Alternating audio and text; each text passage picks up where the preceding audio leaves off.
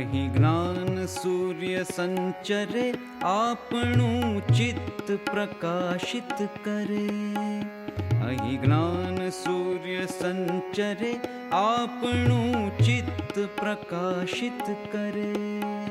અહીં જ્ઞાન યજ્ઞ સૌ કરે ચિત્તનું વિશ્વ વિકાસિત કરે. આપણું ચિત્ત પ્રકાશિત કરે, ચિત્તનું વિશ્વ વિકાસિત કરે.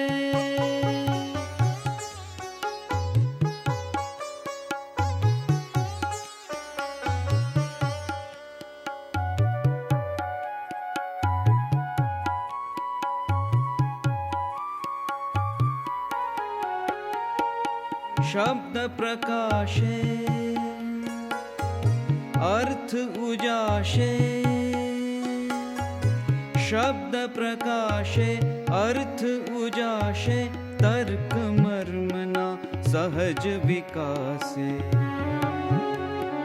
જ્ઞાનામૃત નિર્ઝરે અર્ઘ્ય સૌ સત્ય દેવને ધરે. આપણું ચિત્ત પ્રકાશિત કરે, ચિત્તનું વિશ્વ વિકાસિત કરે.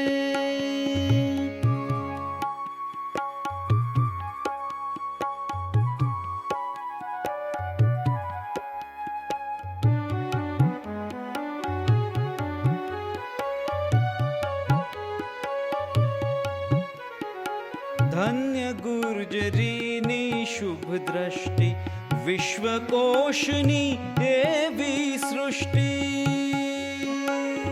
ધન્ય ગુર્જરીની શુભ દ્રષ્ટિ, વિશ્વકોશની એવી સૃષ્ટિ. તમસ તાપ સંહરે, અંતરે સુખ સમજણનું ઠરે. અંતરે સુખ સમજણનું ઠરે.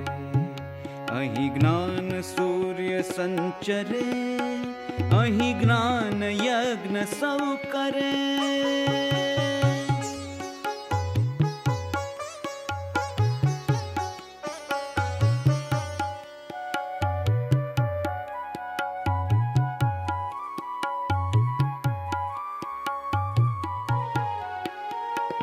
રેવા જળશી શક્તિદાયિની, સત્ય સમુદા મુક્તિદાયિની.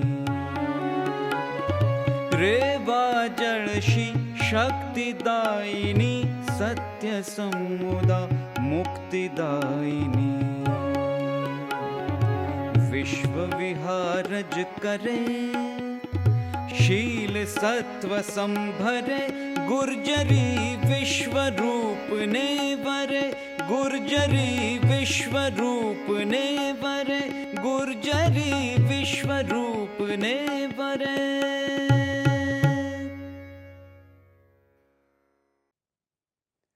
નમસ્કાર મિત્રો, આપનું સ્વાગત. અને આજના આપણા અતિથિનું પણ સ્વાગત કરીએ આપણા વિશ્વકોશને આંગણે. મિત્રો, ગુજરાત વિશ્વકોશ ટ્રસ્ટ એ સાહિત્ય, કલા, સંસ્કૃતિના ક્ષેત્રે ઘણી બધી પ્રવૃત્તિઓ કરે છે. ગુજરાતી અસ્મિતાના સંવર્ધન માટે પણ ઘણી બધી પ્રવૃત્તિઓ કરે છે. અને એ સંદર્ભમાં જ આજે આપણે વાત કરીશું આપણા વિશ્વકોશના આંગણે આવેલા જાણીતા સાહિત્યકાર પદ્મશ્રી ડૉક્ટર રતિલાલ બોરીસાગર સાથે. રતિલાલભાઈ, આપને નમસ્કાર. નમસ્કાર. રતિલાલભાઈ, એક આપણી જે પ્રથા છે કે આપણા જે મહેમાન આવ્યા હોય એમને આપણે કહીએ કે તમે અમારા આંગણે આવ્યા. હવે વિશ્વકોશના આંગણે આપ આવ્યા છો, તો આપ વિશ્વકોશના મહેમાન ખરા કે નહીં? આમ આ કાર્યક્રમ પૂરતો મહેમાન ખરો. બાકી હું તો અત્યારે છેલ્લા ઘણા વર્ષથી વિશ્વકોશનો એક ભાગ છું. જી. અને વિશ્વકોશ સાથે એ રીતે સંકળાયેલો છું જી કે ખરેખર તો મારે આપનું સ્વાગત કરવાનું થાય કે તમે વિશ્વકોશના આંગણે પધાર્યા. પણ આજે તો હું આપનું સ્વાગત કરું વિશ્વકોશના આંગણે. સૌપ્રથમ તો વિશ્વકોશ પરિવાર વતી અમારો હર્ષ વ્યક્ત કરું કે આપનું સન્માન થયું, પદ્મશ્રી એવોર્ડ આપને મળ્યો. રાષ્ટ્રીય સ્તરે આપની નોંધ લેવાય, આપના કાર્યની નોંધ લેવાય, એટલે એ આપણી ભાષામાં કહ્યું તો હરખ વ્યક્ત કરું. અને એ હરખના અમે ભાગીદાર છીએ એવું પણ અમે થોડુંક હું અમારો પણ ભાગીદારી વ્યક્ત કરું એમાં પણ ખોટું નથી ને? ના, બિલકુલ ખોટું નથી, બિલકુલ ખોટું નથી. આ બધા આપણા સહિયારું આ જે કામ ડીપી નીકળે છે, દાદી કે વર્ષો પહેલા તમે રેડિયોમાં મારી પાસે જે કામ કરાવ્યું, એ આ બધું એક અનુસંધાન હોય છે. જી. નાના નાના કામો કરતા એક કામ બને છે, એટલે આમ બિલકુલ ભાગીદારી છે એમ કહી શકાય. હવે આપને એક આપણે જ્યારે શરૂઆત થાય રતિલાલભાઈ, ત્યારે એક શરૂઆત આપણી પોતે વિદ્યાર્થી તરીકે આપણે શરૂઆત કરતા હોઈએ અને એમાં જે આપણું ઘડતર થયું હોય એ ઘડતરને કારણે આપણે પછી આગળ વધતા જઈએ. પણ આપણી જે શીખવાની પ્રક્રિયા તો સતત ચાલતી રહેતી હોય, પણ છતાં પણ જે શરૂઆતના વર્ષોનું જે ઘડતરની વાત હોય એ હંમેશા આપણી જોડે રહેતી હોય. તો એવી થોડી ઘડતરની વાતથી આપણે શરૂઆત કરીએ કે આપણા જે શરૂઆતના વર્ષો, સાવરકુંડલાના વર્ષો અને શરૂઆતમાં આપને જે વાતાવરણ મળ્યું એની વાત થોડી આપના શબ્દોમાં. હા, એટલે એમ કહી શકાય કે આ જેને સર્જકતા કહીએ આપણે, એનું વરદાન આપણે લઈને જ આવીએ છીએ. એ પછી જે વાતાવરણ મળે, પોષણ મળે, એને કારણે એ ખીલે છે. જી.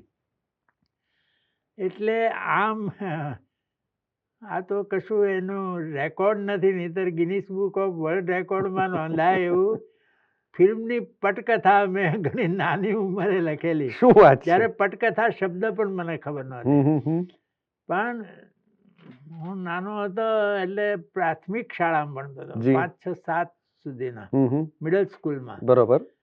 તો એ વખતે અમારા ગામમાં એક થિયેટર હતું, એના માલિક પહેલા મેનેજર હતા, પછી માલિક બન્યાનો દીકરો મારો ખાસ મિત્ર બકુલ. એટલે ફિલ્મ જવાનું બહુ બનતું હતું. નાની ઉંમરથી ચસ્કો લાગ્યો. અને એ વખતે નાદિયા જોનકાઉસની ફિલ્મો તમારી પેઢીના લોકોએ તો કદાચ નહીં જોયું હોય, પણ એ વખતે એક જમાનો હતો. આજે જે અમિતાભ બચ્ચનને એંગ્રી યંગ મેન કહેવાય છે, એ એંગ્રી યંગ વુમન હતી. બરોબર. એંગ્રી યંગ મેન તો બીજાઓ પણ આમ છે, પણ એંગ્રી યંગ વુમન તો એ પછી બીજી કોઈ થઈ નહીં. જી. ફિયરલેસ નાદિયા. જી જી. હવે એ ફિલ્મ જોઈને હું આવું ને પછી એ બનાવવાનું ચાલે. ઘણી નાની ઉંમર હતી, પણ એ ફિલ્મના હીરો જોન કાવસ હતા. એ જોન કાવસ પહેલા પહેલવાન હતા, એટલે શરીર સૌષ્ઠવ ને બધું બરાબર. બરોબર. અને પણ નાદિયા તો બેહદ સુંદર હતી. જી. બોબ કટ વાળ. હું તો ચિત્ર દોરતા નથી આવડતું, નહીં તો નાદિયાનું ચિત્ર આજે પણ દોરી શકું, એટલી બધી એની ફિલ્મો જોઈ. અને આ જોન કાવસ જરા વૃક્ષ જેવા ને એવા લાગે. બરોબર. એટલે મને એમ લાગ્યા કરે કે ફિલ્મની આ કથા બહુ પ્રતીતિકર નથી.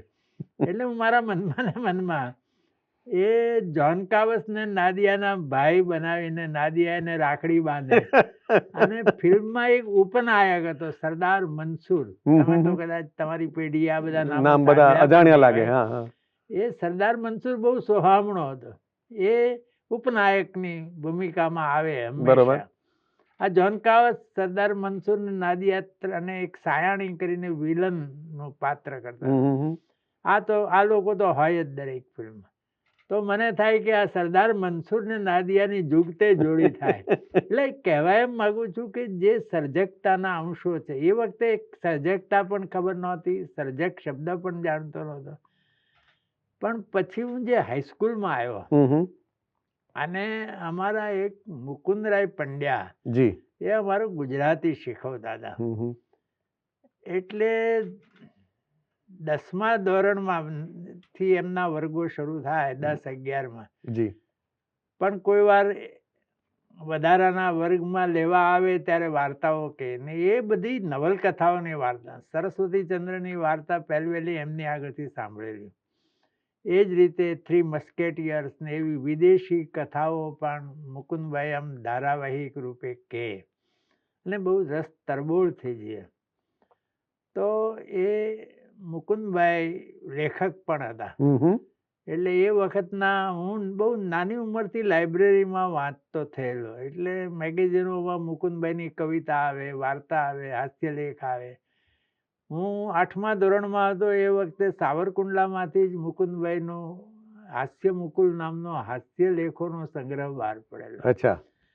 એટલે એમની મારા ઉપર બહુ છાપ. આમ એ જમાનો એવો હતો કે શિક્ષકથી આપણે આમ અંતર રાખીએ, તો હું ક્યારેય એ વખતે પછી તો અમારે બહુ ગાઢ સંબંધ થયો એમની જોડે, પણ ત્યારે એમની જોડે બહુ સીધો સંપર્ક નહોતો થતો, પણ હું આ એકલવ્યની જેમ આમ જોયા કરતો હતો એમનું.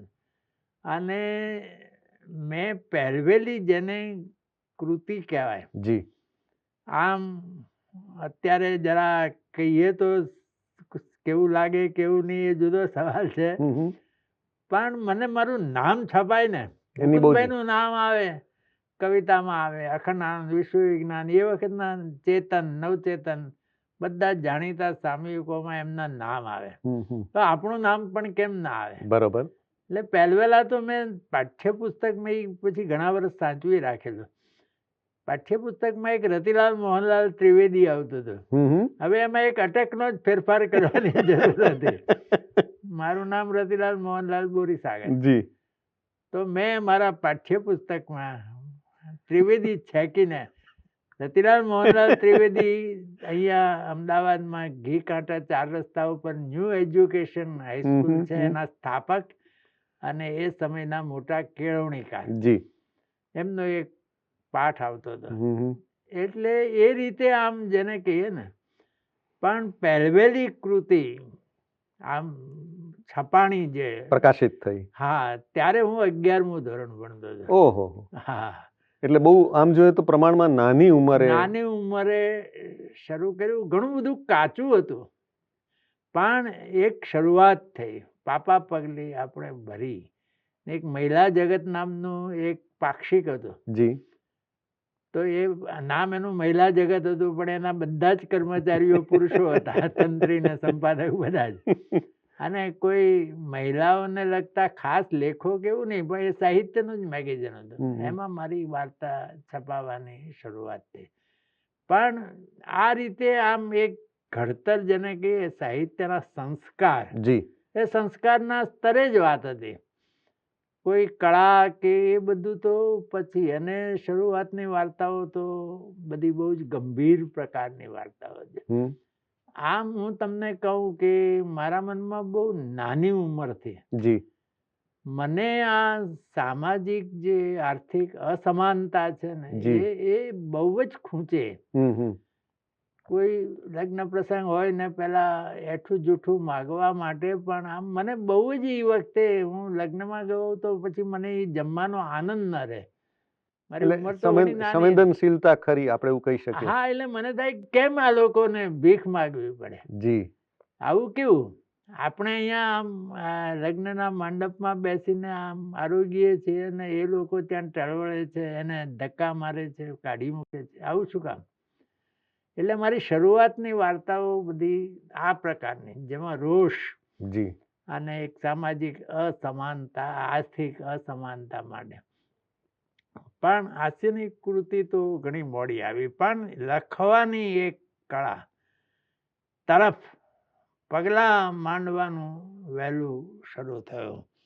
ને અમારા એક લક્ષ્મીકાંત ભટ્ટ કરીને, જે આપણા બહુ ઉત્તમ વાર્તાકાર, 6 વાર્તા લખી છે, પણ ગુજરાતી ટૂંકી વાર્તાના ઇતિહાસમાં એક સીમા સ્તંભરૂપ લેખક ગણાય, એ મારા શિક્ષક. જી.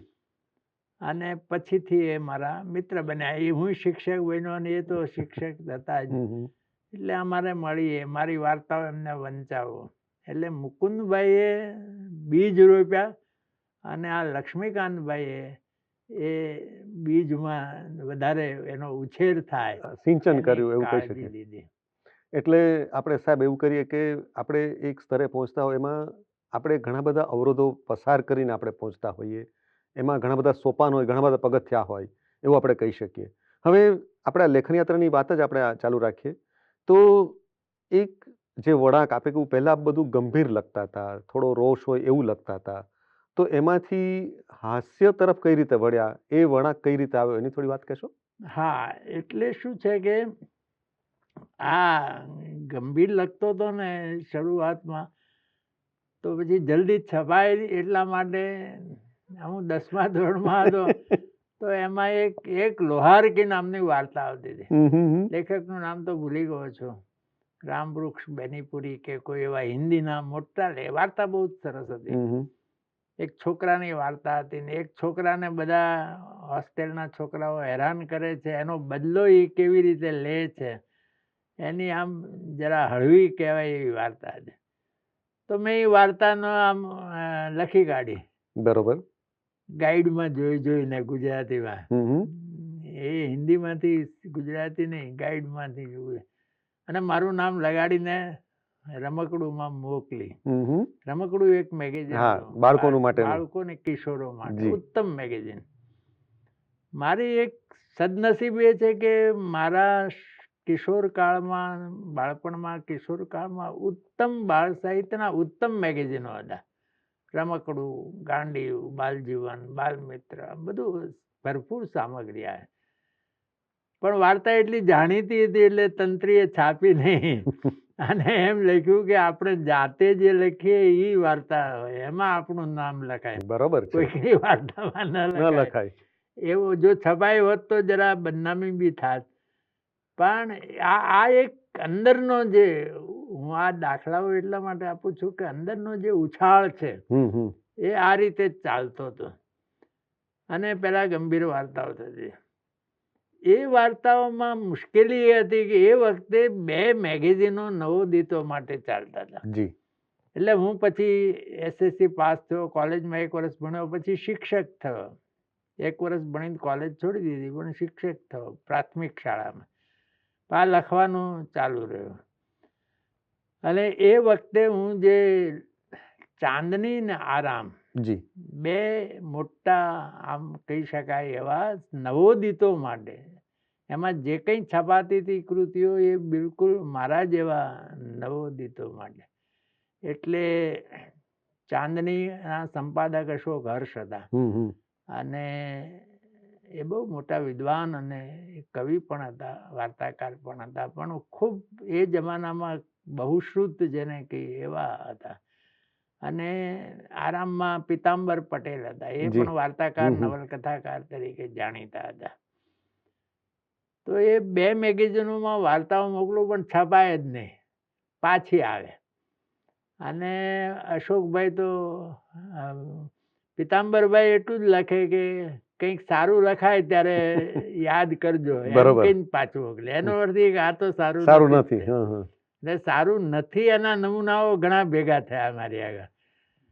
અને અશોક હર્ષ, આમ તમારી શૈલી સરસ છે, આ છે, પણ તમારું વિષય વસ્તુ ચવાઈ ગયેલું છે, એટલે કે આના ઉપર અનેક વાર્તાઓ લખાઈ ગયું છે. પછી એકવાર કોણ જાણે શું સૂઝ્યું, બહુ કાગળોમાં આવવા માંડ્યું ને ચવાઈ ગયેલું, એટલે મેં ચવાયા વગરનું કથા વસ્તુ એમ કહીને એક કૃતિ લખી. એ હાસ્યની કહેવાય એવું ત્યારે ખબર નહોતી કે આ હાસ્ય રચના છે. બરોબર. પણ એ ચાંદનીમાં છપાણી, બહુ દબદબાપૂર્વક છપાણી. અને અશોકભાઈ પણ બહુ ખુશ થઈ ગયા. પછીના વર્ષે ચાંદની ને આરામ, બરોબર, એમાં હાસ્યાંકની પરંપરા શરૂ થઈ. એપ્રિલ મહિનાનો અંક આવે દર વર્ષે, હાસ્યાંક હોય. બરોબર. અને એમાં બકુલ ત્રિપાઠી, વિનોદ ભટ્ટ, એ બધાની રચનાઓ આવતી હતી ને બીજાની પણ. તો એમાં મારું બરાબર ચાલ્યું. એમાંની એક પણ કૃતિ ક્યારેય 10 વર્ષ ચાલી, આ બંનેની. મારો પહેલો સંગ્રહ થયો એમાં આ હાસ્યાંકોનો ઘણો ફાળો. તો એ હાસ્યાંકો માટેની લખી અને એ એટલી બધી સફળ થઈ. અને એમાં એક આપણા એક મોટા વાર્તાકાર વિવેચક હતા રમણ પાઠક, એમના પત્ની સરોજ પાઠક પણ બહુ મોટા વાર્તાકાર. તો રમણ પાઠક આરામમાં આગલા અંકનું વિવેચન લખે દર મહિને.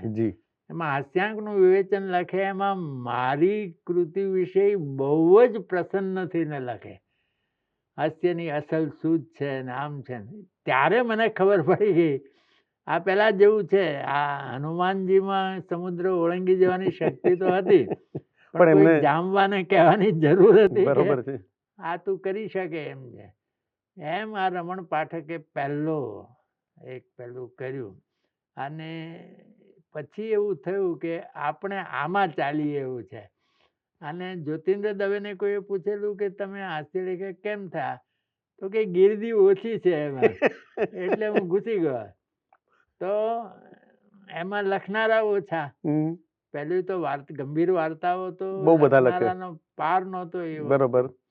અને નવી વાર્તા ને જૂની વાર્તા ને બધું ખૂબ ચાલતું હતું. પણ આમાં મારું ઘણું ચાલ્યું. પછી નવચેતન, એ વખતે નવચેતન ચાંપસી દાદા એના હા તંત્રી સંપાદક, જી. અને જે કુમાર, નવચેતન, આ બધાનો એક મોભો હતો. હમ, અને એ ઉત્તમ સાહિત્યિક મેગેઝિન કહેવાય. તો એમાં મારા લેખો ચાલ્યા.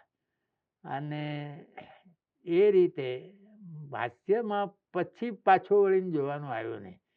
પણ હું ગંભીર પણ લખવાનું તો એક અભરખા હતા એટલે થોડો વખત સાથે સમાંતર ચાલ્યું. મેં લઘુકથાઓ લખી. જી. મારી લઘુકથાને કુમારમાં લઘુકથાઓ છપાયેલી, 6 માંથી 5 છપાયેલી. હમ, આ જે લઘુકથાના જે સંપાદનો છે એ બધા જ સંપાદનોમાં મારી લઘુકથા લેવાની છે. એટલે લઘુકથા સારી લખતો હતો. પણ પછી ધીમે ધીમે વિનોદભાઈએ પણ કહ્યું કે તમે હાસ્ય આ બધામાં રહેવા દો ને, આ બધું વિનોદ ભટ્ટ આપણા મારા પરમ મિત્ર ને એ જે આ બધું પરચુરણ એ સાથે શું કામ કરો છો, આ સરસ ચાલે છે. અને મને પણ એક વિચાર આવ્યો કે જ્યોતિન્દ્ર દવે તો અત્યંત સમર્થ હતા. જી. એને વિવેચન કર્યું હોત, એને જે કંઈ કર્યું હોત ને, કવિતાઓ લખી હોત, બધું ઉત્તમ જ થાત. પણ એમણે કંઈ કર્યું નહીં, અને એમણે હાસ્ય ઉપર જ કેન્દ્રિત કર્યું. પછી મને એક સમજાયું કે જમીન હોય છે ને આપણે, એ જમીન અમુકના ઉત્પાદન માટેની જ જમીન હોય છે. દાદી કે કેસર કેરી જેવી તાલાળામાં થાય, એવી બીજે ક્યાંય ન થાય, વલસાડમાં થાય, એનો જ ગોટલો તમે બીજે વાવો એટલે એવી સ્વાદવાળી કેસર કેરી ન થાય, કારણ કે તે જમીન એને માટે નથી. પેલું બીજ તો બરાબર છે. એટલે મને હવે એમ પણ ધીમે ધીમે સમજાય છે કે કોઈ કવિ થવા જ સર્જાયો હોય છે, કોઈ નવલકથાકાર કે વાર્તા, કોઈ હાસ્યકાર થવા છે. એ નક્કી હોય છે. એ જમીન એ જ ઉગાડી શકે એમ હોય. એ જમીનમાં એ જો વાવો તો બરાબર ઉગી નીકળે. એટલે એમ કહેવાય કે 1980 પછી મેં લગભગ બાકીનું બધું પ્રસંગોપાત લખ્યું, કોઈ લખાયું ને, પણ નિયમિત રીતે મેં હાસ્ય રચનાઓ લખી. એટલે એક રીતે જોઈએ તો એક સમર્થ હાસ્ય લેખક આપણને ગુજરાતને જે મળ્યા, એમાં થોડુંક આપણે કહી શકાય કે થોડાક પ્રસંગોએ પણ ભાગ ભજ્યો, થોડીક નિષ્ફળતાએ પણ ભાગ ભજ્યો, એવું આપણે કહી શકીએ. બરોબર ને? હવે સાહેબ, જે સવાલ એ થાય કે આપ એક શિક્ષક હતા, પ્રાધ્યાપક બન્યા, સરકારી અધિકારી બન્યા ગુજરાત પાઠ્યપુસ્તક મંડળમાં, આ બધાની સાથે સાથે પણ લખવાની પ્રવૃત્તિ ચાલુ રહી અથવા તો ચાલુ રાખી, તો એ બધું કઈ રીતે શક્ય બન્યું? કારણ કે આપણી વ્યસ્તતા ઘણી બધી હોય, અને એમાં પણ આપણે આપણા લખન પ્રત્યેનું આપણું જે સમર્પણ હોય એ આપણે જાળવી રાખીએ. તો એટલે એ વખતે છે ને મારું લખવાનું ચાલુ રહ્યું. પણ એક તો મારું જે પાઠ્યપુસ્તક મંડળમાં જવાબદારી હતી, એમાં ઘણા કલાકો, ને એમાં ગાંધીનગર જવાનું થાય, આખો દિવસ એમાં જાય. એટલે જેને નિયમિત લખવાનું કહીએ, આપણે ત્યાં ઘણા એવા લેખકો છે કે જેમણે લખવાનું જ રોજ, બરોબર, છેવટે 2 પાના, પણ લખવાનું પડવું ન જોઈએ એવા લેખકો છે. આપણા મહાકવિ નાનાલાલ હતા, તો દરરોજ કવિતા લખવાની જ તે, બધી છપાવવાની એવું નહીં, પણ લખવાની ખરી. એટલે જે દિવસે કવિતા ન લખાય ને, મોટે ભાગે માણેકબાઈ નામ હતું એમના પત્નીનું, તો નાનાલાલ કહેતા કે માણેકબાઈ આજે કવિ મફતના રોટલા ખાશે. કવિતા ન લખાય તો એવું કે આજે કવિ મફતના રોટલા ખાશે. તો આવી રીતે એક સાધના હોય છે. પણ મારે એવી રીતે તો બન્યું નહીં, કારણ કે નોકરી એ પ્રકારની હતી. જી.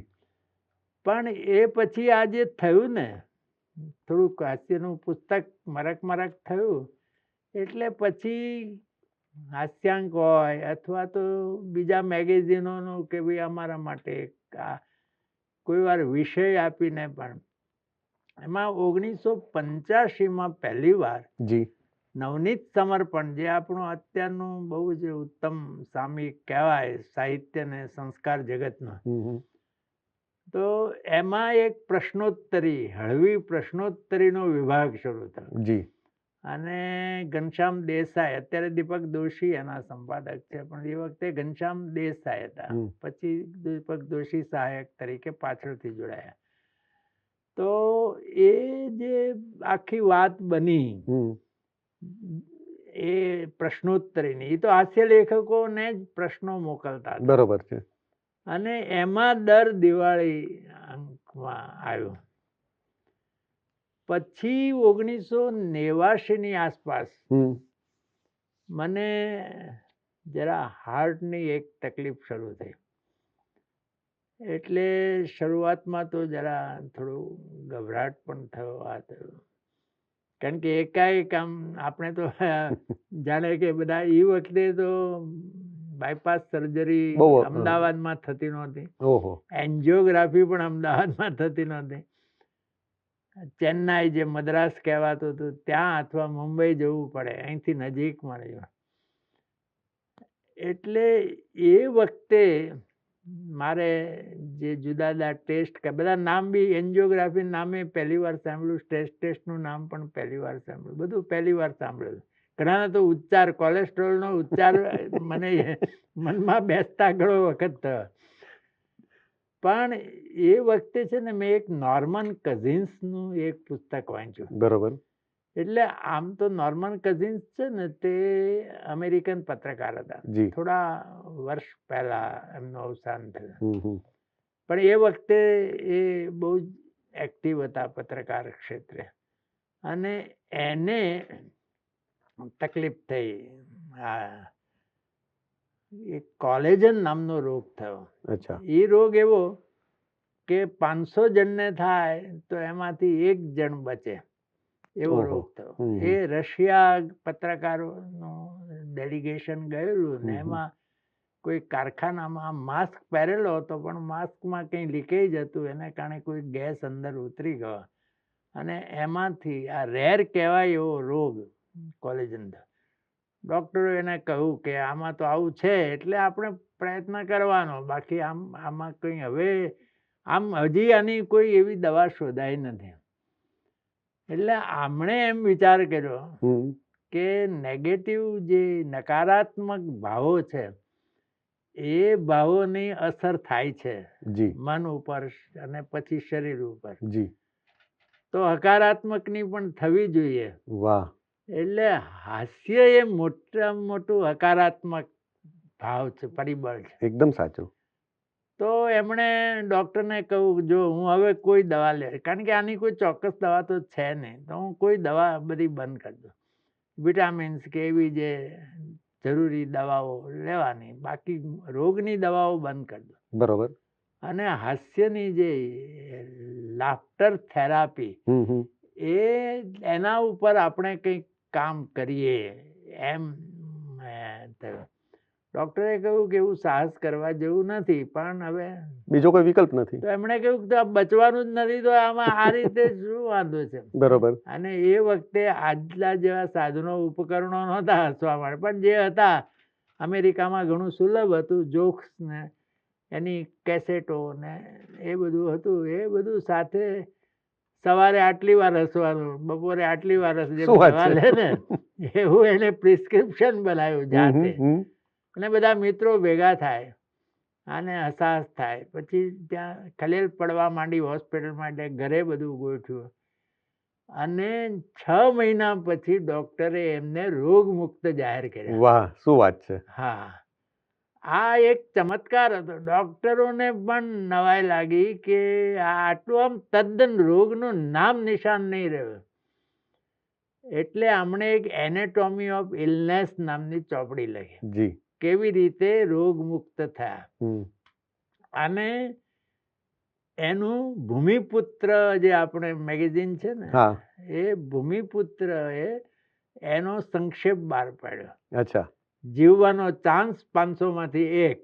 વાહ, શું વાત. એ ચોપડીનું નામ છે એનાટોમી ઓફ ઇલનેસ નું ગુજરાતી. કારણ કે 500 જણને થાય 1 જણ બચે. પેલી એક ટૂચકો છે ને, ડોક્ટરને પૂછ્યું કે ડોક્ટર હું બચી જઈશ? તો ડોક્ટર કહે કે 100% બચી જશો. તો કે કેમ? તો કે આ 10 માંથી 1 ઓપરેશન સફળ થાય છે અત્યાર સુધીના અને 9. 9 નિષ્ફળ જઈ ચૂક્યા છે. એટલે તમારા માટે જીવવાનો ચાન્સ છે. એટલે આ જીવવાનો ચાન્સ 500 માંથી 1 એમ. અને એમાં એ કેવી રીતે રોગ મુક્ત થયાનું સંક્ષેપ. એ આ મારું હૃદયનું બધું કાર્ડિયોગ્રામ ને ચાલતું હતું ત્યારે વાંચવામાં આવ્યું. ત્યારે આ વાંચવામાં આવ્યું. વાહ. અથવા કોઈ મિત્રે મને વાંચવા મોકલ્યું. હમ હમ. તો મને થયું કે આ તો પત્રકાર હતા, હું તો હાસ્ય લેખક જ છું અને કશું હસી શકતો નથી. તો હળવાશથી લેવું એમ. વાહ. આ જે થાય છે તે થાય છે, થવાનું છે, થવાનું છે, પણ આપણે એનાથી ગભરાવું નહીં. હું એમની જેમ નહીં કરી શક્યો કે હસાહસ ને આન તેન, પણ સ્વસ્થ રહી શક્યો. અને એને કારણે આ ટેસ્ટ ને પછી એન્જિયોગ્રાફી કરવા ત્યાં ગયો મદ્રાસ. અને એમાં પછી બાયપાસ સર્જરીની જરૂર નહીં પડી. કોરોનરી આમ નોર્મલ આવ્યો. પણ એના ઉપરથી એન્જિયોગ્રાફીમાંથી એન્જોયગ્રાફી, અને એ એન્જોયગ્રાફી નવનીત સમર્પણમાં હપ્તે હપ્તે છપાણી. જી. મેં તરત બધું તાજું હતું ને, અને આમ ખરેખર એ એન્જોયગ્રાફીમાં જે મજાકો છે એમાંની એક પણ કલ્પિત નથી. એ વખતે જ મને કઈ મજાક સૂજી હોય. બરોબર. જેમ કે કાર્ડિયોગ્રામ પહેલી વાર બધું કરાવવાનું થયું. જી. એક ગુણવંત શાહ આપણા લેખક છે, ચિંતક છે, એનું પુસ્તક છે કાર્ડિયોગ્રામ નિબંધોનું. એ પુસ્તકનું નામ જ મેં કાર્ડિયોગ્રામ સાંભળેલું, પણ આવું કોઈ કાર્ડિયોગ્રામની વાત પણ ખબર નહોતી. એટલે પહેલો કાર્ડિયોગ્રામ કરવા વાયર બાંધે ને પેલા ડોક્ટર પણ આમ ગંભીરતાથી બધું આપણું ચાલતું હોય જુએ ને. તો મને થયું એ જ વખતે વિચાર આવેલો કે અવસાન થશે તો નનામી જ્યારે બંધાશે ત્યારે શું લાગણી, આપણને તો કઈ ખબર એ વખતે. પણ અત્યારનો જે સીન છે એને મળતો આવે છે. અને જાણે હમણાં બહારથી આવીને કોઈ કહેશે કે બધા આવી ગયા છે, લઈ જવાને કેટલી વાર છે. આવો વિચાર એ જ વખતે આવે ને તો સહેજ હસવું આવી જાય. એટલે મન એકદમ પ્રફુલ્લિત થઈ જાય, એકદમ હળવું થઈ જાય. હા. તો એમાં જે કિસ્સાઓ લખ્યા છે ને એ એન્જોયગ્રાફી સાચા, એમાં કોઈ સર્જનાત્મક કશું નથી. મને બકુલભાઈએ કહેલું કે આ નાની ચોપડી થાય છે, તમે થોડુંક આ જ રીતે કલ્પના, પણ પછી એની અધિકૃતતા ના રહે. આજે હાર્ટના ડોક્ટરો પણ પ્રિસ્ક્રાઇબ કરે છે કે એન્જિયોગ્રાફી વાંચો. એટલે ડરવા જેવું નથી આમાં કઈ. જે થશે તે થશે ને. હવે તો ટેકનોલોજી એટલી કે બાયપાસ સર્જરી બહુ સામાન્ય વાત થઈ. તો એ રીતે નવનીત સમર્પણમાં એકદમ આમ એન્જોયગ્રાફીને આપણે એમ કહીએ ને, એકદમ છવાઈ ગઈ. અને બધાને થયું કે આ કંઈક જુદા પ્રકારનું છે. અને જ્યોતિન્દ્ર દવે તો ત્યારે હતા નહીં, પણ બકુલભાઈ, વિનોદભાઈ, એ બધાને પણ લાગ્યું કે આ એક જુદા પ્રકારનું અને એ છે. એટલે ત્યારથી પછી એક સ્વીકૃત થયો. અને પછી હું નિવૃત્ત થવાનો હતો ત્યારે હું કોલમ, મને સંદેશમાંથી, અને મરક નામે મેં 5.5 વર્ષ કોલમ લખી. એ દરમિયાન પુસ્તકો છપાયા પછીથી પણ દર વર્ષે એકાદ પુસ્તક કરતો રહ્યો. અને એમાંના ઘણા જે સામગ્રી છે એનો કોલમમાં ઉપયોગ થયો. અને કોલમ પણ મેં આમ જેને આપણે કહીએ કે છાપાની કોલમ તરીકે નહીં લખ્યો, મેગેઝિનમાં લખતો હોઉં એ પ્રકારે. અને આમ એકાદ ટકો અડધો ટકો સાંપ્રત બનાવવું પડે છે રાજકારણી. બરોબર. બાકી એક સામાન્ય જીવનનો નિબંધ હોય એવી રીતે લખ્યું. એને કારણે એમાંથી મારા પુસ્તકો પણ થયા. અને પુસ્તક કરતી વખતે એ લેખો પાછા બધા ફરી લખ્યા. બરોબર. એટલે તમે જુઓ કે કોલમના લેખોનું પુસ્તક છે મારું મોજમાં રહેવું રહે. એ દિલ્હી સાહિત્ય અકાદમીનો પુરસ્કૃત એને કર્યું. હા. પુરસ્કાર મળ્યો. પહેલી જ વાર 1955માં દિલ્હી સાહિત્ય અકાદમીનો પુરસ્કાર શરૂ થયો અને મને 2019માં મળ્યો. ત્યારે પહેલી જ વાર મને મળ્યો એ. શું વાત છે. હા. અને એ પછી પણ બીજા કોઈને. હવે જ્યોતિન્દ્ર દવે, બકુલભાઈ, વિનોદભાઈ એ બેશક મારાથી, આ હું કોઈ નમ્રતાથી નથી કહેતો, બિલકુલ હકીકત છે કે ત્રણેય જણા મારાથી ગુણવત્તામાં પણ આગળ જ હતા. પણ છતાં એ મારે ફાળે આવ્યો, હાસ્યને ફાળે પહેલી વાર આવ્યો.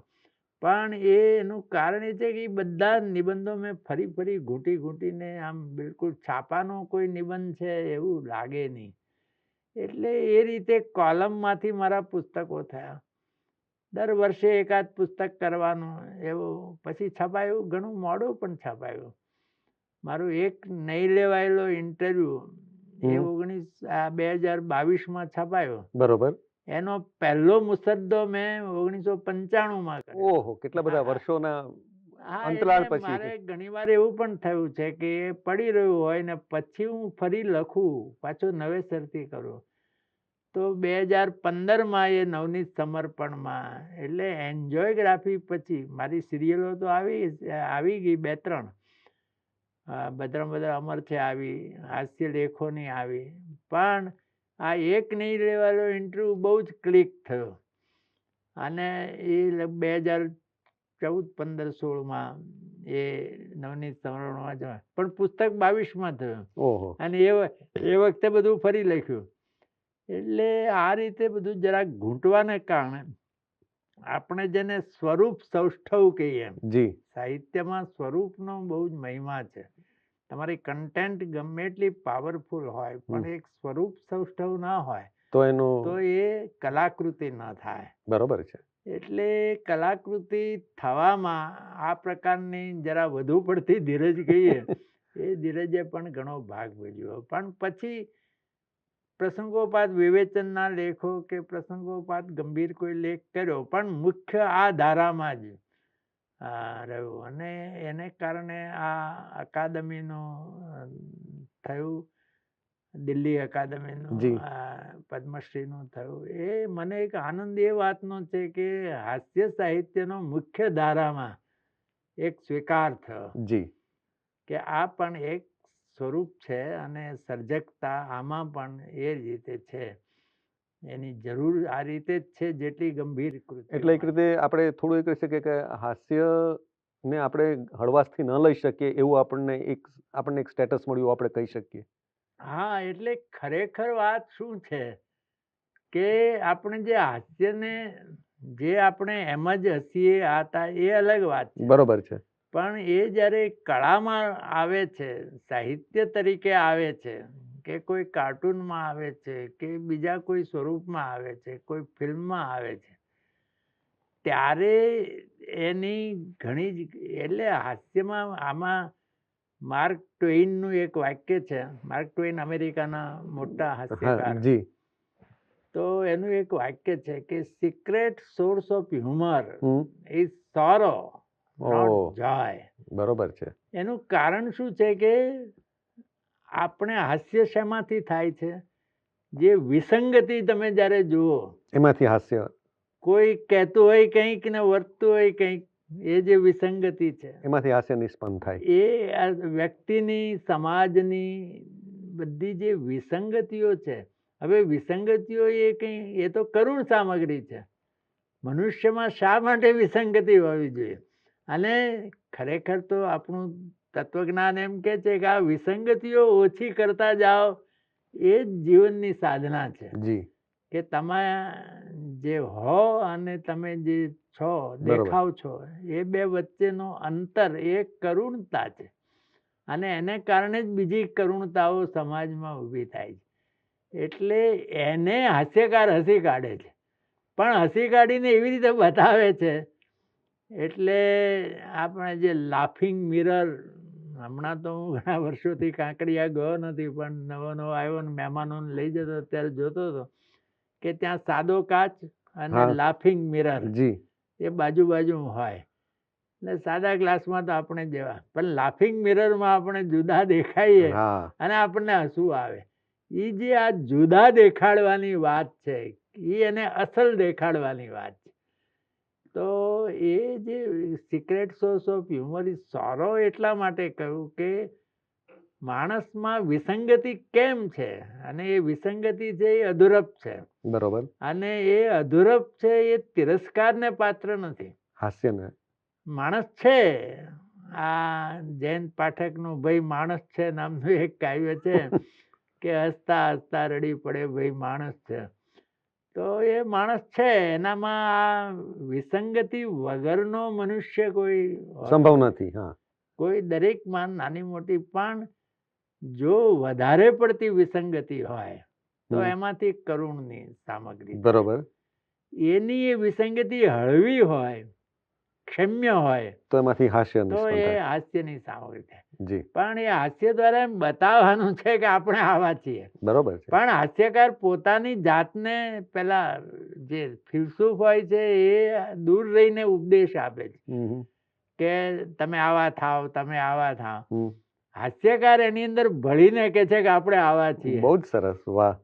એ એની હાસ્યકારની એક ચલી છે કે એ પોતે, એટલે તમે જુઓ કે ઘણા હાસ્ય નિબંધોમાં, મારા તો મોટા ભાગના હાસ્ય નિબંધો હું વાચક છે, એટલે મારા અનુભવ તરીકે એમાંના અનુભવો ઘણા ખરા સાચા પણ છે, પણ એને કારણે આપણી છાપ આમ ગરબડવાળી પણ થાય. હા. કારણ કે આપણે ખરેખર આવા છીએ એમ આ દેખાતા તો નથી, આવા ગંભીર દેખાય છે. તો એ પ્રકારે પણ એ હાસ્યકાર છે તે પોતાની જાતને સામેલ કરે છે. એટલે વિનોદ ભટ્ટ એ વારંવાર ટાંકતા હતા હમ. કે ગાંધીજી એવું કહેતા હતા જી. કે જે પોતાના ઉપર હસે છે એ ડિવાઇન હ્યુમર છે, વાહ. દૈવી હાસ્ય છે. વાહ. એટલે પોતાના ઉપર હસીને, પોતાના માથે બધું ઓઢીને એ બીજાઓને એ તરફ એનું ધ્યાન ખેંચે છે. કંઈક એમને વાંચનારને એમ થાય કે અરે મારામાં આવું આવું કંઈક છે. છે. હા. હા, એટલે એક વાક્ય કોઈનું છે તત્વજ્ઞાનીનું હમ. કે માણસ જેવો છે હમ. અને જેવો હોવો જોઈએ, બરોબર. એ બે વચ્ચેના તફાવતને કારણે તત્વજ્ઞાનીઓ દુઃખી થાય છે, હાસ્યકાર રમૂજ અનુભવે છે. વાહ. એટલે હાસ્યકારની આ એક બહુ મોટો રોલ છે. હમ.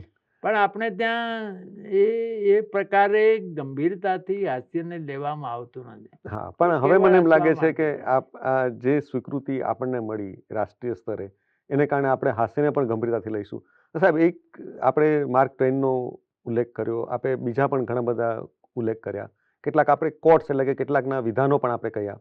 હવે હું આપનું એક વિધાન આપને કહું કે આપે એક વિધાન એવું કર્યું છે કે ઈશ્વર એક મહાન ચિત્રકાર છે. એથી આપે એક વિધાન એવું કર્યું છે, ઈશ્વર એક મહાન ચિત્રકાર છે, અને એથી આગળ પણ આપણે કંઈક કહ્યું છે. એ કયા સંદર્ભમાં કહ્યું છે? હા, એક મારું બહિર વ્યક્તિત્વ નામનો નિબંધ છે. હમ. તો એમાં જે મારું બાહ્ય છે એનું હળવાશ ભર્યું વર્ણન છે. એમાં એવું કહ્યું છે કે ઈશ્વર છે ને એ ચિત્રકલાનો પણ નિષ્ણાત છે ને કાર્ટૂન કલાનો પણ નિષ્ણાત છે. એ જ્યારે ગંભીર હોય ઈશ્વર ત્યારે સુંદર મજાના નમૂનાઓ બનાવે, બરોબર છે. પણ જ્યારે હળવા પૂડવા હોય ત્યારે પછી થોડા કાર્ટૂનો બનાવે. એટલે મેં કહ્યું છે કે મારા જન્મ વખતે ઈશ્વર જરા વધુ પડતા હળવા મૂડમાં હશે એવું લાગે છે. એટલે આ રીતે તમે આમ તમને એટલે બીજાને પણ મજા, તમે કોઈકની મજાક કરો એટલે એને વાગી જાય. હા, એના કરતા આપણે આપણી જ મજાક કરીએ. હા, હાસ્યમાં છે ને એ કટાક્ષ હોય ને તો પણ સાવ નિર્દંશ ને નિર્દોષ હોવો જોઈએ. બહુ જ સાચું. એની પાછળ કોઈ દંશ હોય તો કળા દૂષિત થાય. એટલે ઘણા મિત્રો એમ પૂછે કે ભાઈ કટાક્ષ તો કટાક્ષ છે, એ નિર્દંશ ને નિર્દોષ કેવો હોય? કલાના ક્ષેત્રમાં અનિવાર્ય છે કે તમે બીજું કંઈ લખો, ભાષણ કરો, પત્રકારત્વનું કરો, એમાં તમે જે કંઈ વ્યક્તિગત કરો, પણ અહીં તો બધું સમૂહગત હોય, આખી માનવ જાતને સ્પર્શતું હોય, એમાં દરેકને ફાળે એ બધું આવતું હોય, સમજી લે. પણ એટલે મારા એના કારણે થોડી ગેરસમજ બી થાય, પણ મારા લગભગ તમામ જી એ હું વાચક છે. બરોબર છે. પણ એ મેં જ્યારે હાસ્ય વિશે લખ્યું છે ત્યારે સમજાયું છે કે આ હું એટલે રતિલાલ બોરીસાગર નહીં, આપણે બધા હું એટલે હું, અમે, તું, તમે, તે, તેઓ, બરોબર છે, તમામ એમાં આવી જાય અને એ રીતે આખી વાત સંપન્ન થાય. હવે સાહેબ આપનું આવું જ એક બીજું વિધાન આપણે લઈએ. આપણે કહું છું આ વિશ્વ આખું મફતનું બનેલું છે, એવું પણ આપણે એક વિધાન કરેલું છે. હા, એટલે એક મારો મફત નામનો નિબંધ છે. એટલે એમાં આમ જોવા જાઉં ને તો ઘણા લોકો આમ ટીકા કરતા હોય કે આ મફતિયા વૃત્તિ છે, આમ તેમ. પણ મફતિયા વૃત્તિ ન હોય ને, એવું લખ્યું છે કે એવો માણસ આ દુનિયામાં જન્મ્યો નથી અને દુનિયા ચાલશે ત્યાં મફતમાં રસ ન પડતો હોય. જ્યોતિન્દ્ર દવેનો એક મફતમાં લેખ છે, એ જમાનામાં સોંઘવારી હતી, એટલે એમ કે સુરતમાં બરફનું કારખાનું શરૂ થયું ને, તો એ કારખાનામાં પહેલે દિવસે મફત બરફ આપતા હતા. બરોબર. તો એ વખતે તો 2 પૈસાનો બરફ ઘણો આવે, તો 2 પૈસાના બરફ લેવા માટે હું જે ધક્કા મુક્કીમાં રહ્યો, એમાં મારું ધોતિયું ફાટી ગયું ને બીજે દિવસે મારા ચશ્મા તૂટી ગયા. એટલે મફત નુકસાનકારક હોય તો પણ લોકો મફત લેવા જાય, મફતનો આનંદ છે ને એ અલગ છે. જ્યોતિન્દ્ર દવેનો એક મફત નામના નિબંધમાં એમ પણ આવે છે કે એક કાકા છે તે મારી સામે રહેતા હતા, તો રોજ સવારે 7 વાગે એરંડિયું પીએ. એટલું નિશ્ચિત સમય કે 7 તે વખતે તો રેડિયો કઈ બહુ બધાના ઘરે હતા નહીં, ટીવી નહોતો, સપનું પણ નહોતું. તો બધા જયારે કાકાની રાડારાડ શરૂ થાય એટલે બધા ઘડિયાળ મેળવે કે 7 વાગ્યા, હવે ઓફિસે જવાનું, આ તે તૈયારી. તો એક દિવસ મારે ત્યાં આવ્યા, કે છે આમ જ્યોતિન્દ્રભાઈ લખે છે, મારે ત્યાં આવ્યા, મને કે એરંડિયું છે? તો એમ કે હું પણ કબજિયાતનો દર્દી, એટલે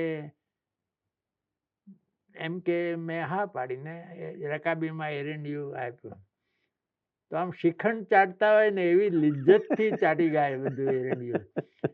તો મેં પૂછ્યું કાકા રોજ તો રાડારાડ કર્યો છે? તો કે છે કે હા એ ખરું, પણ એમાં એવું છે કે મને ક્યારનું થયા કરે છે કે આજે એરંડિયું આટલું બધું ભાવે કા? પછી કે મને વિચાર આવ્યો, સાચું કહું, મને થયું કે આ મફતમાં. એટલે મારો પણ એક લેખ છે એવો, અને આ બિલકુલ સાચી વાત છે કે એકવાર આ રિલીફ રોડ ઉપરની એક દુકાને કાપડ લેવા ગયા હતા, મારા એક મિત્ર સાથે હતા. તો દુકાનમાં એક માણસ આવ્યો, એને બૂટ ચંપલ રાખવાનું સ્ટેન્ડ, બરોબર, એ લાગ્યું કે આટલા પૈસામાં છે, 200 રૂપિયામાં કેમ છે? એ લો ને કે 300 રૂપિયામાં, બહુ સરસ આમ બધું.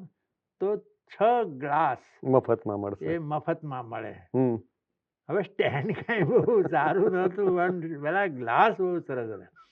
એટલે મેં એમને કહ્યું કે આ ગ્લાસનો શું ભાવ? તમે જે ભાવ કહો. તો કે ગ્લાસ વેચવા માટે છે જ નહીં, આ લો તો તમને મળે. હવે એની કાંઈ જરૂર નહોતી એ સ્ટેન્ડની, તો એ હું તો લઈ આવ્યો પેલા 6 ગ્લાસ માટે, બરોબર, સરસ હતા પ્યાલા. ઘરે લાવ્યા પછી બધાએ કહ્યું કે આ લઈ આવ્યા, આ મૂકશું ક્યાં? આપણે જગા જ નથી ત્યાં મૂકવાની ક્યાંય. તો એ કઈ થોડું આમ ડ્રોઈંગ રૂમમાં કે રસોડામાં મૂકવાનું, બૂટ ચંપલ આ મૂકવાનું ક્યાં? એટલે પછી માળીએ મૂક્યું. અને એકવાર અમારે ત્યાં કામ કરનારે એના ઉપર એટલું બધું વજન મૂક્યું કે એ તૂટી પણ ગયું. એટલે એ 6 ગ્લાસ 60 રૂપિયાના અને એ મને 300 રૂપિયામાં પડ્યા. પણ આ તમને જો આ એક વૃત્તિ હા. આપણા એક બહુ જ અત્યારે પ્રસિદ્ધ અખબારે જ્યારે કૂપન શરૂ કર્યું, હા નવું હતું જી. ત્યારે, તો એ કૂપનમાં ભેટ કૂપન, હા. તો મેં જોયું હમ. કે આમ રસ્તે પસાર થતો ને હમ. જ્યારે ડોલ આપે કે એવું બધું મહિને એક વસ્તુ બધી આપે. હા. કૂપન આપે. ત્યાં પછી કોક વાર કૂપન ગૃહિણીઓનું સવારે મુખ્ય કામ આ જ હતું. એ વખતે કૂપન કાપી લેવાની જલ્દી, પછી છાપું જડે ન જડે. તો કેટલીક વાર કૂપન ઘટતી હોય તો ત્યાં એવા લોકો રહેતા હતા હા. કે જેને તમારે કેટલી કૂપન ઘટે એટલા તમને પૈસામાં આપી દે. હા. તો આ એક તો હું જોતો હતો કે ત્યાં લેવા માટે મોટર લઈને ગયા હોય, ગાડી લઈને ગયા હોય, ગાડી પાર્ક કરેલી અને હોય, પછી લે. પણ ડોલ લેવા માટે લાઈનમાં ઉભા હોય. અને એને એવી જવાબદારી મોટે ભાગે સિનિયર સિટીઝનોની, કારણ કે ઘરમાં એ જ નવરા હોય. એટલે એ વખતે દાદાઓને આ કામ એક આવી ગયું હતું. અમારા એક મિત્ર લાઈનમાં ઉભો હતો, ભાઈ તમે, તો કે આ કૂપન આજે ભેટ કૂપનનો દિવસ છે, એટલે ભેટ મળવાની છે હમણાં દુકાન ખુલે એટલે. એટલે આ એક સહજ વૃત્તિ છે. એને એને એટલે હાસ્યકાર છે ને આનો તિરસ્કાર કરતો નથી. બરોબર છે. આવી જે વિસંગતિઓ હોય હમ. કે ગમે એટલો ખર્ચ કરી શકે એમ હોય, પણ હું તમને કહું, મેં લખ્યું પણ છે હમ. કે હું જ્યારે ઓફિસમાં હતો સરકારી ઓફિસમાં, ત્યારે કોઈ વાર સચિવાલયમાં જવાનું થાય બરોબર. તો એ સાહેબને હમ. જે પોતાના પગારમાંથી પોતાના આખા સ્ટાફને ડાયરી આપી શકે હમ. એટલો મોટા પગારવાળા મોટા ઓફિસર હોય, પણ એને કોઈ આવીને જ્યારે મફત. ડાયરી ભેટ આપે દિવાળી ઉપર હમ. કે જાન્યુઆરી મહિનામાં, તો જે આનંદ જોઈએ ને આપણે, હા. તો આમ જેને આપણે બ્રહ્માનંદ સહોદર એવો આનંદ કહીએ ને, વાહ. એવો આનંદ જાય. એટલે આ પ્રકારની જે માણસની જે સામાન્ય, પણ એમાં તમે એનાથી પર છો અને આ બધા પામર લોકો છે એવું એમ આપણે નથી નહીં. કહેવાનું. હું પણ એમાંનો જ એક બરોબર છે. છું. આપણે બધા આ દુનિયાના એક. આ એક અને એવી સામાન્ય વિસંગતિઓ જે સામાન્ય રીતે કરુણ છે, બરોબર છે. પણ એ વિસંગતિઓ હસી કાઢવા જેવી છે અને એ રીતે હળવા રહેવા જેવું છે. એ રીતે આખી વાત બને. એટલે મારા નિબંધોમાં આ બધું થાય છે. એટલે સાહેબ, આપણે એક રીતે જોઈએ તો આપણે બધી હળવા પણ કેટલી બધી ગંભીર વાતો આપણે બધી કરી દીધી. અને એક છેલ્લી વાત તમને કરી દઉં જી. કે મારું એક આ સરકારી ઓફિસમાં નોકરી કરીને તો બધા આમ કેટલીક વાર કાગળો લાંબો સમય સુધી એમના વહીવટમાં ફરતો રહે. હા. એમાં મારો પોતાનો પણ એક કેસ આ એન્જિયોગ્રાફી કરાવવા ગયો હતો, એનું જે બિલો હતા એ અનુભવ થયેલો. તો એના ઉપરથી મેં એક સુદામાનો પેન્શન કેસ એ નામનો એક લેખ કર્યો. બરોબર. કે તમે જાણો છો કે ભારત સરકારે એક જાહેરાત કરી હતી કે જેમણે સ્વાતંત્ર્ય સંગ્રામમાં ભાગ લીધો હોય એમને પેન્શન આપો. બરોબર. ને ઘણા સ્વાતંત્ર્ય, કેટલાકે ન લીધું, પણ કેટલાકને જરૂર હતી, કોઈ લીધું પણ ખરું ને મળ્યું. તો પછી મેં એના ઉપરથી સુદામાનો પેન્શન કેસ એ નામથી કે દ્વારકાની સરકારે એક નોટિફિકેશન બહાર પાડ્યું. બરોબર. કે જેમણે ધર્મની, કારણ કે શ્રી કૃષ્ણનું મુખ્ય કામ ધર્મની પુનર્સ્થાપનાનું. બરોબર છે. આ પુનર્સ્થાપનામાં જેમણે સહાય કરી હોય એમને દ્વારકા સરકાર પેન્શન આપે. વાહ. આવું જાહેરાત કરી. એટલે સુદામાએ એની પત્નીને વારંવાર કહ્યા કર્યું છે કે અમે તો હારે ભલે અત્યારે દ્વારકાનો રાજા છે, પણ અમે સાથે ભણતા હતા અને બધું. એટલે એની પત્ની કે તમે પેન્શન માટે અરજી કરો. પણ આ તો અજાચક વ્રત હતું, એટલે માગું નહીં, ના માગું, મિત્ર હોય તો શું થયું. બરોબર. બહુ આગ્રહ કર્યો ત્યારે એને એક પર્સનલ કાગળ લખ્યો કૃષ્ણ ઉપર. બરોબર. કે તમને યાદ હશે કે આપણે સાંદીપની ઋષિના આશ્રમમાં ભણતા હતા, જંગલમાં લાકડા કાપવા જતા હતા, પછી તમે તો એમ કે તમારું લેસન હું કરી આપતો હતો, તમે તો ગાયો ચરાવવામાં અને વાંસળી વગાડવામાં રહેતા હતા મગ્ન, એટલે લેસન કરી આપતો હતો. મને એમ કે અમ્લપિત્તનું દર્દ એટલે જાજુ ખાઈ શકતો નહોતો, તો મારા ભાગનું ખાવાનું તમને આપી દેતો હતો. આ બધું મેં કર્યું છે એટલા માટે નહીં, પણ મારી પત્નીને મેં ઘણીવાર આ વાત કરી છે. એ બધું કહે છે કે આ લખો, એટલે લખું છું. અને આ પેન્શન માટે થાય તો કરજો. એ કાગળ પેલું જેને જીએડી એટલે જનરલ એડમિનિસ્ટ્રેશન ડિપાર્ટમેન્ટમાં જાય બધા કાગળ, બરોબર છે. પછી જે તે જગ્યાએ જાય. બરોબર છે. એટલે એને જોયું કે આ સાંદીપની આશ્રમ જોયું એટલે નીચે લીટી કરી કારકુને કે આ બુનિયાદી શાળાનો કેસ જાય છે. એટલે એ કેસ ત્યાં બુનિયાદી બોર્ડમાં કે આવો સાંદીપની આશ્રમ જેવું કોઈ ગ્રાન્ટ માન્ય આશ્રમ છે, સ્કૂલ છે કે ગ્રાન્ટ નથી મળતી, ક્યારે સ્થાપવાની, એની વિગત મોકલો. બરોબર. પછી ભલાએ તો લખી મોકલું. ઘણા દિવસ ત્યાં પડે પછી મોકલું કે અહીંયા આવી કોઈ શાળા નથી. બરોબર. પછી આવ્યું તો પેલું જંગલમાં લાકડા કાપવાનું, તો એની નીચે લીટી કરીને જંગલ ખાતાને મોકલાય છે. તો ત્યાં પૂછાયું કે આવા લાકડા કાપવાનું કઈ કાયદા પ્રમાણે થયું છે, બિનકાયદે થયું છે, બિનકાયદે થયું હોય તો કઈ પગલાં લેવા, આ બધો ખુલાસો કર્યો. જંગલ ખાતાએ થોડો વખત રહેવા દઈને પછી કહ્યું આવું કંઈ એમ. આમ આખી વાત એટલો બધો વખત ચાલીને એ એટલા બધા શહેરા થયા કે મૂળ તો પછી કઈ વાંચવા જેવું જ રહ્યું નહીં. પછી ફાઇલ થઈ ગઈ. બરોબર છે. એટલે પછી મેં લખ્યું છે છેલ્લે કે પછી તમારે સુદામા રૂબરૂ ગયા કૃષ્ણ આગળ, ત્યારથી એક પરંપરા ઊભી થઈ કે તમારે કામ પાર પાડવું હોય તો રૂબરૂ જવું અને સાથે તાંદુલ લઈને જવું. બરોબર છે. સાહેબ કેટલી મોટી વાત કરી દીધી આપે. સરકારી અધિકારી સુદામાને ન ઓળખતા એમ બને, પણ તાંદુલને તો ઓળખતા જ. બહુ. તો આ રીતે હવે આમાં કોઈ વ્યક્તિગત કટાક્ષ નથી. બરોબર છે. સમાજ વ્યવસ્થા ઊભી થઈ છે. હા. એ સમાજ વ્યવસ્થા સહન ન થાય એવી છે, પણ એને બદલે એને તમે જરા હસીને એની તરફ ધ્યાન દોરો કે આ તાંદુલ ને સુદામાનું ક્યાં સુધી ચાલશે. બરોબર છે. તો એ રીતે આમ હાસ્ય કેવળ આની પાછળ મનોરંજન તો થાય જ છે. બરોબર છે. અને એ તો કોઈ પણ સાહિત્ય છતાં પણ કંઈક સંદેશ પણ પહોંચે છે. હા, કોઈ પણ સાહિત્ય કૃતિ હોય, એ વાર્તા હોય, નવલકથા હોય, ગંભીર હોય, કવિતા હોય, એનું મુખ્ય કામ તો આનંદ આપવાનો છે. બરોબર છે. પણ એની અંદર ઉપદેશ એવી રીતે વણાઈ જાય છે. હા. વિનોદભાઈ કહેતા હતા કે કન્સીલ્ડ વાયરિંગ જેવું છે. આ બત્તી બધું દેખાય છે પણ વાયર ક્યાંય દેખાતા નથી, પણ વાયર છે. બરોબર છે. તો જ બત્તી ચાલે છે. એટલે ઉપદેશ દેખાવો ન જોઈએ. એને કારણે જે અજવાળું થાય એની અગત્ય છે.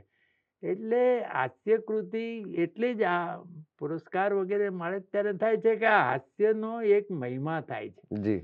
એક મુખ્ય ધારાની અંદર એનો સમાવેશ થાય છે. અને ઇંગ્લેન્ડ અમેરિકામાં બધે તો હ્યુમરનું, લિટરેચરનું ઘણું મહત્વ છે. પણ આપણે ત્યાં પણ શિલાલ શુક્લ ને તો જ્ઞાનપીઠ વળી હાસ્યકાર હતા. જ્યોતિન્દ્ર દવેને જ્ઞાનપીઠ મળી શકે એવી ક્ષમતા હતી. એ મળ્યું ન મળ્યું અલગ વાત છે, પણ એમનું કામ એ પ્રકારનું હતું. તો આ રીતે હાસ્યને જોવાની વાત છે અને એ રીતે હું મારાથી જેટલા બનતા પ્રયત્ન. આપણે ઘણા બધા સંસ્કરણો આપણે તાજા કર્યા બાળપણના પણ. તો બાળપણમાં કોઈ હાસ્ય સાથે સંકળાયેલો કોઈ પ્રસંગ અથવા તો એવી કોઈ વાત જે તમારી જોડે લાંબો સમય સુધી રહ્યો, એવી કોઈ વાત કહેશો? હા, એટલે એ વખતે મને યાદ છે કે હું 8મું ધોરણ ભણતો હતો. બરોબર.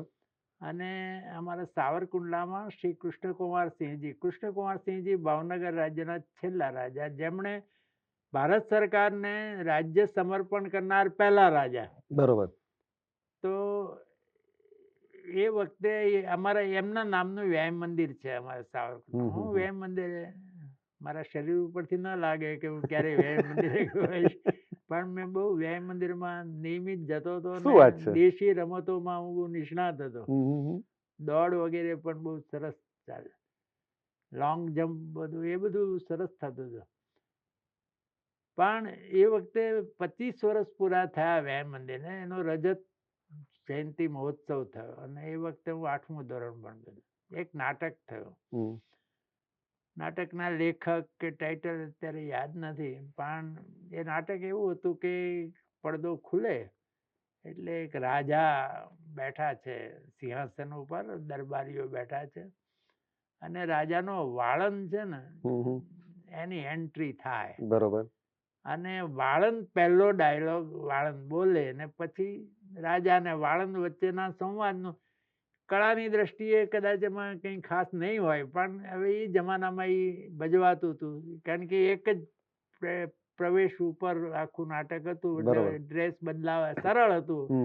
એની સ્ટેજની ક્ષમતા ઘણી હતી, એટલે એ નાટક સ્કૂલોમાં ભજવાતું હતું એ વખતે. તો પછી અમારા જે નાયક હતા વ્યાયામ મંદિરમાં, એને બધાને ભેગા કર્યા કે બધા આગળ વંચાયું. મેં સૌથી સારું વાંચ્યું. પછી પૂછ્યું કે તું રાજા કોને થવું છે, તો બધાએ ઊંચા કરી, મેં પણ કરી.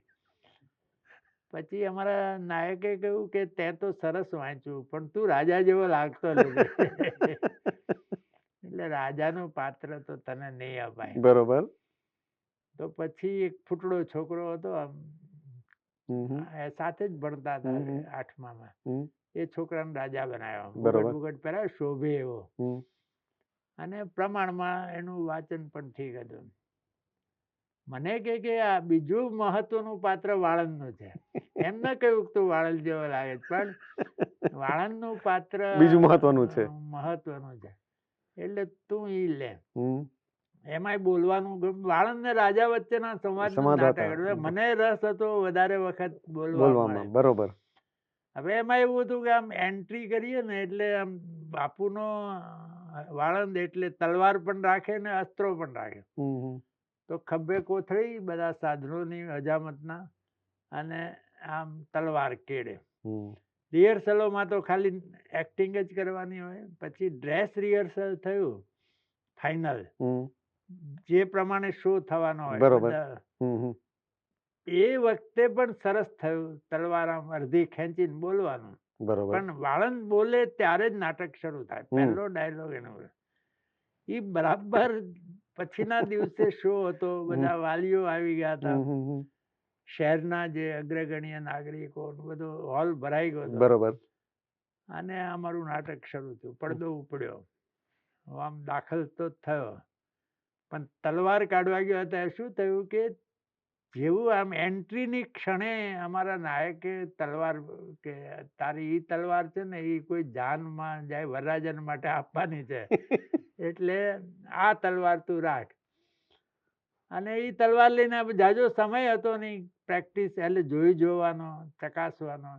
દાખલ થયો, તલવાર આમ ખેંચવા ગયો, તલવાર નીકળે જ નહીં, એવી જામ થઈ ગયેલી, નીકળે જ નહીં.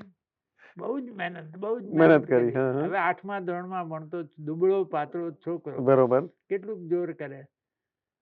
ત્યાં વિંગમાં અમારા નાયક પરસેવો વળી ગયો ને કે આ જો તલવાર નીકળશે નહીં તો આ બોલશે નહીં. બરોબર, બોલશે નહીં તો નાટક નહીં શરૂ થાય. તો કરીશું શું? એટલે એ આમ કરે ત્યાંની. એટલે એનું કહેવાનું એવું હતું કે તું એ વાત પડતી મૂક અને બોલવા માંડ. બરોબર. પણ હું એમ સમજો કે વધુ જોર કર. પણ આ તમે જુઓ, જે હું કઉ છું ને જમીન, બરોબર, કે એની અંદર બીજ પડેલા હોય. બરોબર છે. અને પછી તક મળે ત્યારે એ ઉગે. તો એ વખતે 8મા ધોરણમાં ભણતા છોકરાને હાસ્યરસના સાહિત્યના પેલા આપેલા જ હતા અંદર. અહીં તો હોય જ છે, લઈને આવો, એ કઈ પછી નાખી શકાતું નથી. એના કોચિંગ ક્લાસ કઈ કરી શકાતા નથી. તો મેં આમ બિલકુલ આમ મૌલિક ડાયલોગ, મને થયું કે નીકળશે જ નહીં.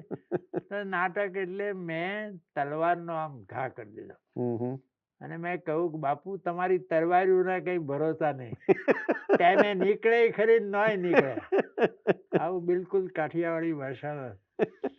પણ અમારા અસ્ત્રા સારા, એમ કે કોથળીમાંથી વાહ બતાવ્યો. પહેલા તલવાર નીકળતી નહોતી ને ત્યારે બધાને એકદમ હસાહસ થતી હતી કે આ છોકરાથી નીકળતી નથી. હમ. પણ જેવો આ ડાયલોગ આવ્યો બધા તાળીઓના વાહ ગડગડાટ. વાહ વાહ. એટલા માટે કે બધાને થયું કે પહેલી જ એક્ટિંગ કરતો હતો, ખાલી નહોતી ની. મૂળ ડાયલોગ તો આ આ હતો. તો વાહ. હવે ઈ ડાયલોગ નાટકમાં તો હતો હતો નહીં. નહીં. પણ ઈ ડાયલોગે નાટકને બચાવી લીધું.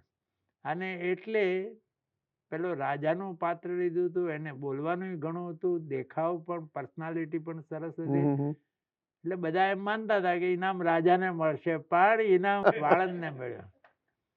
એટલે મેં લખ્યું છે કે આ એક પ્રસંગ, કારણ કે ઈશ્વરે જે પાઠ આપ્યો હોય એ પાઠ સારામાં સારી રીતે ભજવો. મને બીજો પાઠ મળે તો હું સારી રીતે ભજવું, એ કઈ ચાલતું નથી. બહુ જ સરસ. જે પાઠ મળ્યો એ પાઠ ઉત્તમમાં ઉત્તમ કેમ થાય તો આ નાટક જીવનનું નાટક સફળ થાય. બહુ જ સરસ. એટલે સર ફરીવાર કહું કે આપણે હળવા રહીને પણ ઘણી બધી વાતો, ગંભીર વાતો પણ આપણા ભાવક વર્ગ સુધી પહોંચાડી દીધી. ફરીવાર વિશ્વકોશ ટ્રસ્ટ વતી અમારો બધાનો રાજીપો, આપનું જે સન્માન થયું એ અમે એવું માનીએ છીએ કે અમારું પણ, આપણું પણ સર્વેનું સન્માન છે. તો ફરીવાર આપને હાર્દિક અભિનંદન. અને આપ આ રીતે જ આપની વાત હળવા રહીને પણ અમારા સુધી, ભાવકો સુધી પહોંચાડતા રહો એવી આપને શુભેચ્છા. વંદન આપને. Thank you. મને પણ ઘણીવાર એમાં એવું થાય કે આ બધી વાતો કરવા માટે એક પ્લેટફોર્મ પણ જોઈએ. તો આજે આ એક પ્લેટફોર્મ પણ મળ્યું એટલે મને પણ ઘણો આનંદ થયો કે કેટલીક વાતો, મૂળભૂત વાતો થઈ શકે. જી નમસ્કાર. નમસ્કાર. પ્રણામ સર.